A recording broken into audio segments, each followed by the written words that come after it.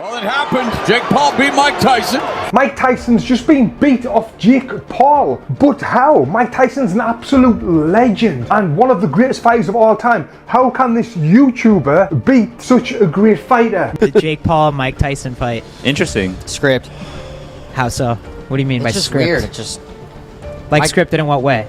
no, I don't know. I actually really like Jake Paul. It just seems so it's odd, bro. The timing. It's a timing. I mean, He it's fights obviously two- odd. No, he fights two no names, beats them both. Well, X has spoken. The fight was scripted. Everyone is talking about this on X, and the script was actually leaked on X a few days. The Jake Paul vs. Mike Tyson fight was hyped as a blockbuster showdown, new blood versus old legend. But what fans got felt more like a staged production than a real bout. Critics and boxing analysts alike slammed it as a scripted spectacle. A business move dressed up as a fight, what was promised as a clash of eras, ended up looking like a carefully choreographed cash grab. It just went viral. Let's see how accurate it was. The opening bell rings, Tyson is showing flashes of his old form, which actually happened. As soon as the bell went, Mike Tyson came out with that head movement, pushing forward. Immediately he stalks forward with his signature bob and weave style. Now let me just stop right there. Even before I seen this script, that's exactly what was going to happen. Like, what else would happen? Would Mike Tyson come out and start moving on his back foot and not bobbing and weaving his head like he always has done? Obviously, that's what he was. Former world champion Carl Froch didn't hold back.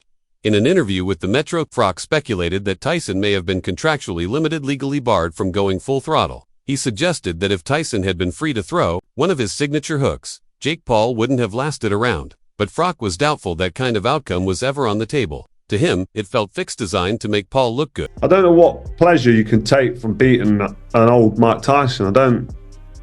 I believe he actually won the first 2 rounds.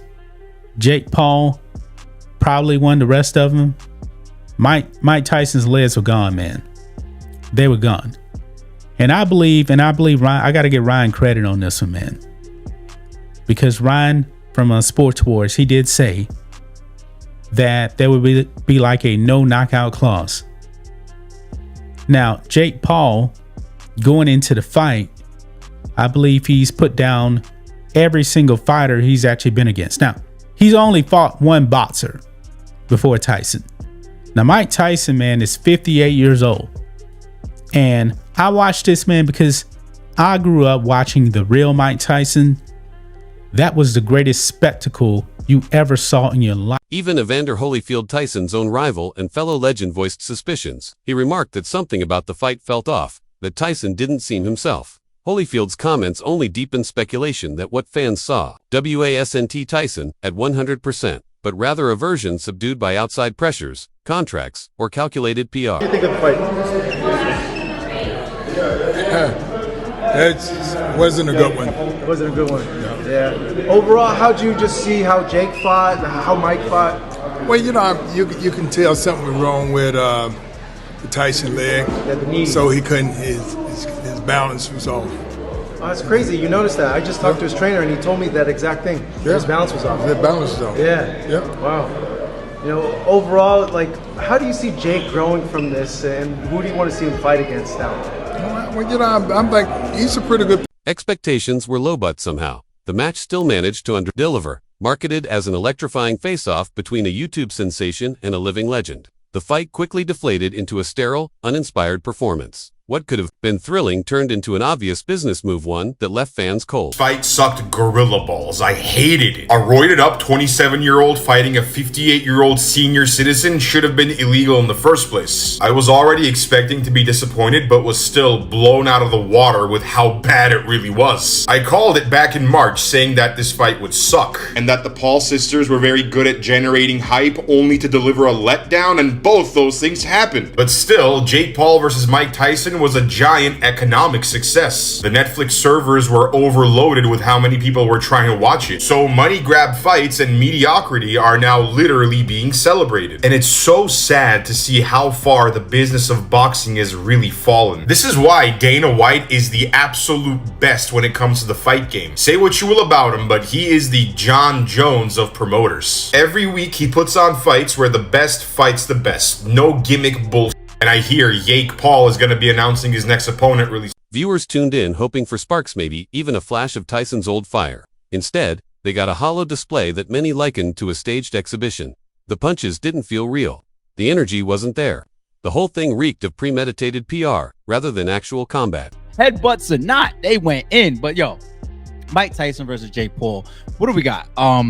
Mike Tyson is 58 years old. Jake Paul is 27. 31-year difference. Most of us wanted to see Mike Tyson win. The nostalgia, we rock with Mike. A lot of us support Mike. Jake Paul, you know, the famous YouTuber that stepped into boxing, and I'm not gonna say he's made a mockery of boxing because he is a real fighter. He is a real boxer. He has boxed professionally. He is knocking a bunch of people out. I'm not trying to put him in the real class of our real boxers. We're not doing that shit, of course. But I respect Jake Paul, though. I mean, we're not gonna go that far. We're not gonna kill him. So this was never really touted to be no real shit. A 31-year-old difference. But the fact that we support Mike, just imagine if Mike would have got in there and just happened to land one of the motherfuckers and put Jake Paul in his ass. Man, I tell you, the nostalgia and the beauty in that would have been crazy. But by the time we got to about the third round, Mike stopped throwing punches. He stopped throwing punches. He had about 30 seconds of the first round where he looked dangerous. About 30 seconds. That's it. He came out. He was moving. Mike looking fast and sharp. Got up there during the weigh-ins with a six-pack. He's like, what the fuck is going on? Mike, is he on steroids or some shit? For longtime boxing fans, it was more than disappointing. It was sobering. A harsh reminder that even the fiercest champions can't outrun time. And when legends return for the wrong reasons, it rarely ends well. After that first 30, 45 seconds, that's it. It was a wrap. After that, you know, he really had Jake Paul on his bike for a second. Let's be real. Jake Paul was on his bike for about the first minute of the first round. But after that, where was Mike? Nowhere to really be found. We just watched him bite his fucking glove the whole time. Roy Jones in there commentating, talking about his mouthpiece. No, that's just Mike being Mike, biting his fucking glove, doing nothing. Watching Tyson go through the motions wasn't just underwhelming, it was heartbreaking. For fans who grew up idolizing Iron Mike, this wasn't a victory lap. It was a manufactured event that dulled his mythos. What should have been a celebration of his legacy became, for many, the moment it dimmed. I'm not even going to sit around and wait for the result of that Jake Paul-Mike Tyson fight. That was the most pointless, stupid fight in the history of boxing. That was absolutely pathetic. Netflix couldn't even get your streaming situation figured out. What was that? Everybody's stream was lagging. You couldn't even figure that situation out. And then your first big launch of this like new sports streaming thing that you want to do is this Jake Paul-Mike Tyson fight where Mike Tyson is clearly, I love Mike, love him. My dad is a massive Mike Tyson fan. He was texting me saying how depressing it was for him to watch this. Jake Paul was selling it, I'm gonna kill Mike Tyson. I'm gonna fuck him up. And what happened? He showed mercy to Mike Tyson in the ring because Mike Tyson just didn't have it anymore. He had no legs under him. If you don't want to hurt the guy, why are you fighting him? Just to con us? To con people into buying more Netflix subscriptions? This fight sucked. Reports soon revealed a troubling detail. Mike Tyson had been hospitalized just one day before the fight due to health concerns. Despite clearly not being in peak condition, the event went ahead, allegedly to avoid the fallout of yet another delay. The decision sparked serious ethical questions. Was this about competition or just keeping the money machine running? Tyson might be dropping out of the fight versus Jake Paul tomorrow. Just after doing the weigh-in today, there's rumors Mike Tyson had to be taken to the hospital for care. This would be the second time the fight had to be canceled due to Mike Tyson having a health scare. At the age of 58, this has many people worried that if Jake Paul goes hard in this fight and knocks him out, Mike could end up seriously hurt. KSI seems to think this is a likely outcome, even though most fighters seem to think there's no way Jake wins. They were even betting millions against Jake here. This is what Jake had to say about the rumor.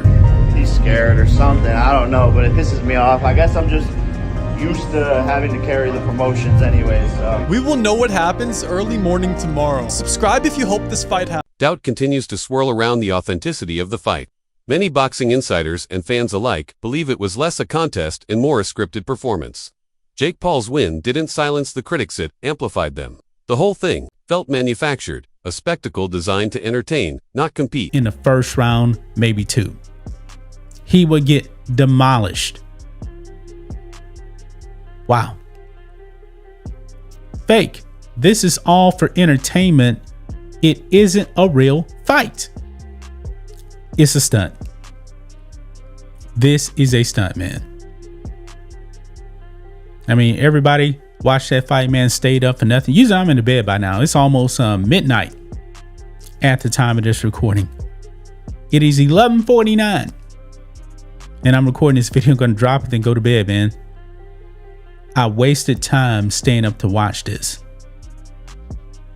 But I'm a huge fan of Mike Tyson, man. It's been 20 years, man, since Mike Tyson actually fought. 2005, man, Kevin McBride. Mike Tyson knocked out by Kevin McBride. Kevin McBride wasn't a great fighter, but I can tell you this, man. He was a real fighter. Jake Paul would get demolished by Kevin McBride. He would. Even celebrities seemed oddly certain of the outcome. Amber Rose confidently predicted Paul's win before the fight. And when it played out exactly as she said, some couldn't help but raise eyebrows. Was it a lucky guess, or did too many people already know the script?